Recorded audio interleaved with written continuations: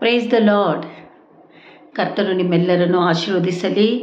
ಈ ದಿನಕ್ಕಾಗಿ ನಾವು ಸ್ತೋತ್ರ ಮಾಡುತ್ತಾ ಕರ್ತನ ನಾಮ ಮಹಿಮೆ ಪಡಿಸೋದಕ್ಕೆ ಈಗ ವಾಕ್ಯಗಳನ್ನು ತೆಗೆದುಕೊಂಡು ಬಂದಿರುವಂಥ ವಾಕ್ಯಗಳು ಜೀವವುಳ್ಳ ವಾಕ್ಯ. ದಾವೀದನು ಯಾವ ರೀತಿಯಲ್ಲಿ ವಾಕ್ಯವನ್ನು ನುಡಿತಾ ಇದ್ದಾರೆ ಎನ್ನುವುದನ್ನು ನಾವು ಧ್ಯಾನಿಸೋಣ. ಅರ್ಥ ಆಯ್ತಾ? ಈ ವಾಕ್ಯಗಳ ಮೂಲಕವಾಗಿ ಕರ್ತನು ನಿಮ್ಮೆಲ್ಲರನ್ನು ಆಶೀರ್ವದಿಸಲಿ, ಕರ್ತನ ನಾಮ ಮಹಿಮೆ ಹೊಂದಲಿ. ನಾವು ತಗ್ಗಿಸೋಣ, ಬನ್ನಿರಿ ವಾಕ್ಯದ ಕಡೆಗೆ ಹೋಗೋಣ. ಈ ದಿನದ ವಾಕ್ಯ ಕೀರ್ತನೆ 68 5-12 ಓದಿಕೊಳ್ಳೋಣ. ಬನ್ನಿರಿ ಎಲ್ಲರೂ ಸತ್ಯವೇದ ವಾಕ್ಯಗಳನ್ನು ತೆಗೆದುಕೊಂಡು ನಾವು ಶ್ರದ್ಧೆಯಿಂದ ಭಯಭಕ್ತಿಯಿಂದ ಕರ್ತನನ್ನು ನಂಬುತ್ತಾ ಈ ವಾಕ್ಯವನ್ನು ನಂಬಿಕೆಯಿಂದ ಧ್ಯಾನ ಮಾಡುತ್ತಾ ನಾವು ವಾಕ್ಯದ ಕಡೆಗೆ ಹೋಗೋಣ. ಬನ್ನಿರಿ. 62:5 ನನ್ನ ಮನವೇ ದೇವರನ್ನೇ ನಂಬಿ ಶಾಂತವಾಗಿರು, ನನ್ನ ನಿರೀಕ್ಷೆಯು ನೆರವೇರುವುದು ಆತನಿಂದಲೇ.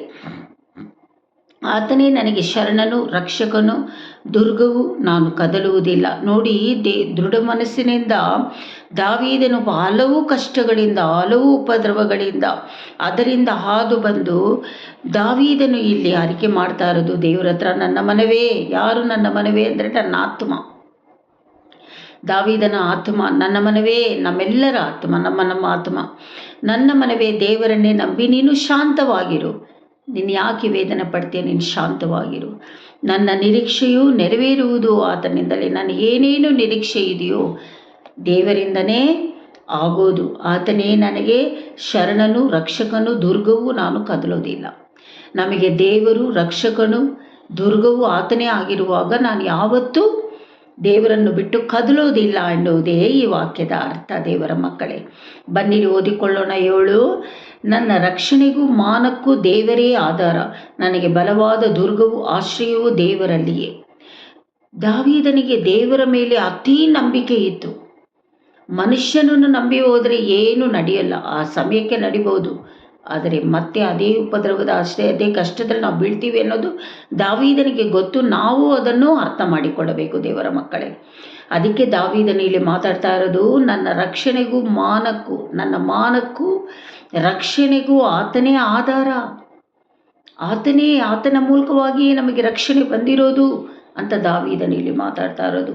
ನನ್ನ ಬಲವಾದ ದುರ್ಗವು, ಆಶ್ರಯವು ದೇವರಲ್ಲಿಯೇ ನನ್ನ ಬಲವು, ರಕ್ಷಣೆಯು, ನನ್ನ ದುರ್ಗವು ನೀನೇ ಅಪ್ಪ ಅಂತೇಳಿ ದಾವೀದನು ದೇವರ ಹತ್ರ ಪ್ರಾರ್ಥನೆ ಮಾಡ್ತಾ ಇರೋದು. 8 ಓದಿಕೊಳ್ಳೋಣ. 12:8 62:8 ಜನರೇ, ಯಾವಾಗಲೂ ಆತನನ್ನೇ ನಂಬಿ ನಿಮ್ಮ ಹೃದಯವನ್ನು ಆತನ ಮುಂದೆ ಬಿಚ್ಚಿರಿ. ದೇವರು ನಮ್ಮ ಆಶ್ರಯವು. ನಮಗೆ ದೇವರ ಆಶ್ರಯವಾಗಿರುವಾಗ ಆತನನ್ನೇ ನಂಬಿ ನಮ್ಮ ಹೃದಯದಲ್ಲಿ ಏನೇನು ಇಟ್ಕೊಂಡಿದ್ದೀನಿ ಅಂದರೆ ಬಿಚ್ಚಿ ಹೇಳ್ರಿ.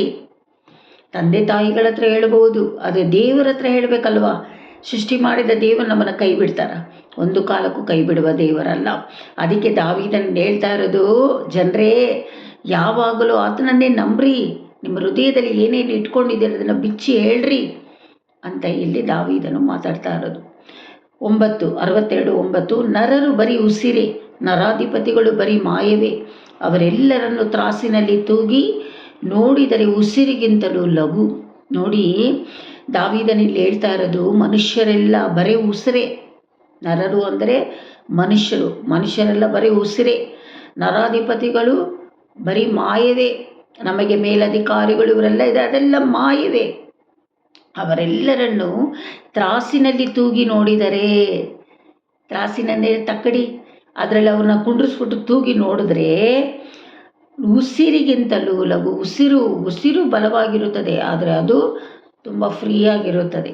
ಅದಕ್ಕೋಸ್ಕರ ದಾವೀದನು ಇಲ್ಲಿ ಹೇಳ್ತಾ ಇರೋದು, ದೇವರನ್ನೇ ನಂಬಿ ನಿಮ್ಮ ಹೃದಯದಲ್ಲಿ ಇಟ್ಟುಕೊಂಡಿರುವುದನ್ನು ಬಿಚ್ಚಿ ಹೇಳ್ರಿ ಅಂತ ಹೇಳೋದು. ನಮ್ಮ ಹೃದಯದಲ್ಲಿ ಏನೇನಿದೆ, ನಮಗಿರುವ ಕಷ್ಟಗಳು, ನಮಗಿರುವ ವೇದನೆಗಳು, ಕೆಲಸ ಕಾರ್ಯಗಳಲ್ಲಿ, ಕುಟುಂಬಗಳಲ್ಲಿ ಏನೇ ಇದ್ದರೂ, ಏನೇ ಸಮಸ್ಯೆಗಳು, ರೋಗದಲ್ಲಿ ದೇವರ ಹತ್ರ ಬಿಚ್ಚಿ ಹೇಳ್ರಿ. ಮನುಷ್ಯರ ಹತ್ರ ಹೇಳಿದ್ರೆ ಪ್ರಯೋಜನವೇ ಇಲ್ಲ. ಬನ್ನಿರಿ 62:10 ಓದಿಕೊಳ್ಳೋಣ. ಅನ್ಯಾಯದಿಂದ ಸಂಪಾದಿಸಿದನ್ನು ನೆಚ್ಚಬೇಡ್ರಿ, ಸುಲಿಗೆಯಿಂದ ಗಳಿಸಿ ಸೊಕ್ಕಿರಬೇಡಿರಿ. ಹೆಚ್ಚಿದ ಆಸ್ತಿಯಲ್ಲಿ ಮನಸ್ಸಿಡಬೇಡಿ. ನಿಮ್ಮ ಹತ್ರ ಹೆಚ್ಚಿನ ಆಸ್ತಿ ಇದ್ದರೆ ಅದರಲ್ಲಿ ಪೂರ್ಣವಾಗಿ ಧ್ಯಾನ ಕೊಡಬೇಡ್ರಿ. ಅನ್ಯಾಯದಿಂದ ಸಂಪಾದಿಸಿದನ್ನು ನೆಚ್ಚಬೇಡ್ರಿ, ಇಷ್ಟಪಡಬೇಡ್ರಿ. ಸುಲಿಗೆಯಿಂದ ತೆಗೆದುಕೊಂಡಿದ್ದೆಲ್ಲ ನೀವು ಏನು ಮಾಡಬೇಕು? ಅದಕ್ಕೋಸ್ಕರ ಕೊಬ್ಬಿದ ಹಾಗೆ ನಡ್ಕೊಳ್ಬಾರ್ದು. ಅರ್ಥ ಆಯ್ತಾ ದೇವರ ಮಕ್ಕಳೇ? 62, 11, 12 ಓದಿಕೊಳ್ಳೋಣ. ಸರ್ವಾಧಿಕಾರವು ದೇವರದೇ ಎಂದು ದೇವರು ಒಮ್ಮೆ ಅಲ್ಲ ಎರಡಾವರೆತ್ತಿ ಹೇಳಿದ್ದನ್ನು ಕೇಳಿದ್ದೇನೆ. ಕರ್ತನೇ, ನೀನು ಪ್ರೀತಿ ಸ್ವರೂಪನಾಗಿ ಪ್ರತಿಯೊಬ್ಬನಿಗೆ ಅವನವನ ಕೃತ್ಯಗಳಿಗೆ ತಕ್ಕ ಫಲವನ್ನು ಕೊಡುವಂಥವನಲ್ಲವೇ? ಇಲ್ಲಿ 11ರಲ್ಲಿ ಏನು 62, 11ರಲ್ಲಿ ಹೇಳ್ತಾ ಇರೋದು, ಸರ್ವಾಧಿಕಾರವು ದೇವರದೇ ಎಂದು ದೇವರು ಒಮ್ಮೆ ಅಲ್ಲ ಹಲವು ಸಾರಿ ಎರಡಾವರ್ತಿ ಹೇಳಿದ್ದನ್ನು ನಾವು ಕೇಳಿಸ್ಕೊಂಡಿದ್ದೀವಿ. ಅರ್ಥ ಆಯ್ತಾ? ಅದಕ್ಕೆ ದಾವೀದನು ಹೇಳ್ತಾ ಇರೋದು, ಕರ್ತನೇ ನೀನಂತೂ ಪ್ರೀತಿಯುಳ್ಳವನು, ಸೃಷ್ಟಿ ಮಾಡಿದ ಮಕ್ಕಳನ್ನು ಅತಿ ಪ್ರೀತಿ ಮಾಡುವ ದೇವನು ನೀನು. ಆ ಥರ ಹೇಳಿಬಿಟ್ಟು ಪ್ರತಿಯೊಬ್ಬನಿಗೆ ಅವನವನ ನಡತೆಯ ಕೃತ್ಯಗಳಿಗೆ ತಕ್ಕ ಪ್ರತಿಫಲವನ್ನು ಕೊಡುವಂಥ ದೇವರು ನೀನು. ನಾನು ಮಾಡುವ ಕೃತ್ಯಗಳು ನೀವು ಮಾಡುವುದು ದೇವರಿಗೆ ಸಕಲವೂ ಗೊತ್ತಿದೆ. ದೇವರ ಮಕ್ಕಳೇ, ಭಯಭಕ್ತಿಯಿಂದ ನಾವು ನಡ್ಕೊಳ್ಬೇಕು. ತಂದೆ ತಾಯಿ ಒಂದೊಂದು ಸಾರಿ ನಮ್ಮನ್ನು ನೋಡೋಕ್ಕಾಗೋಲ್ಲ, ನಾವು ಮಾಡೋ ಕೃತ್ಯಗಳು ಕ್ರಿಯೆಗಳನ್ನು. ದೇವರು ಸದಾ 1 ಸೆಕೆಂಡು ನಮ್ಮನ್ನು ಬಿಡದೆ ನೋಡುವ ದೇವರಾಗಿದ್ದಾರೆ. ಅಷ್ಟೇ ಪ್ರೀತಿಯುಳ್ಳ ದೇವರು. ಆ ಪ್ರೀತಿಯುಳ್ಳ ದೇವರಿಗೆ ನಾವು ಕರೆಕ್ಟಾಗಿ ನಡ್ಕೊಳ್ಬೇಕು. ಅದೇ ಈ ದಿನದ ವಾಕ್ಯ ಏನೆಂದರೆ, ಬರುವ ಈ ವಾರ ಈ ದಿನ ನಾವು ಆಲಯಕ್ಕೆ ಹೋಗ್ತಾ ಇದ್ದೀವಿ, ಅಲ್ಲಿಯೂ ಆಶೀರ್ವಾದ ಪಡ್ಕೊಂಡು ಬರ್ತಾ ಇದ್ದೀವಿ. ನಾವು ಉದ್ಯೋಗಕ್ಕೆ ಹೋಗುವಾಗ, ಬರುವಾಗ, ಮನೆಯಲ್ಲಿರುವಾಗ, ಕುಟುಂಬಗಳ ಮಧ್ಯಸ್ಥದಲ್ಲಿರುವಾಗ ಎಲ್ಲದರಲ್ಲಿಯೂ ದೇವರೇ ನಮ್ಮನ್ನು ನಡೆಸಬೇಕು ಅಂತ ನಮ್ಮನ್ನು ನಾವು ಒಪ್ಪಿಸಿಕೊಡಬೇಕು. ನಮ್ಮ ಹೃದಯದಲ್ಲಿ ಏನೇನು ಬಚ್ಚಿಟ್ಕೊಂಡಿದ್ದೀವೋ ಅದನ್ನೆಲ್ಲ ಆತನ ಮುಂದೆ ನಾವು ಬಿಚ್ಚಬೇಕು. ಅದೇ ದಾವೀದನು ಹೇಳ್ತಾ ಇರೋದು, ದೇವರೇ ನಮಗೆ ಒಳ್ಳೆಯ ದೇವರು. ಮನುಷ್ಯನು ಬರೀ ಉಸಿರು, ಅವನನ್ನು ನಂಬಿದರೆ ನೀನು ಹಾಳಾಗ್ತೀಯ. ದೇವರು ನಂಬಿದರೆ ನಿರಂತರವಾಗಿ ನಿನ್ನನ್ನು ಕಾಪಾಡುವ ದೇವರಾಗಿದ್ದಾನೆ. ಈ ವಾಕ್ಯಗಳ ಪ್ರಕಾರವಾಗಿ ನಿಮ್ಮೆಲ್ಲರನ್ನು ಕರ್ತನು ಆಶೀರ್ವದಿಸಲಿ. ಕರ್ತನ ನಾಮ ಮಹಿಮೆ ಹೊಂದಲಿ. ಸಂತೋಷದಿಂದ ಆಲಯಕ್ಕೆ ಹೋಗೋಣ. God bless you.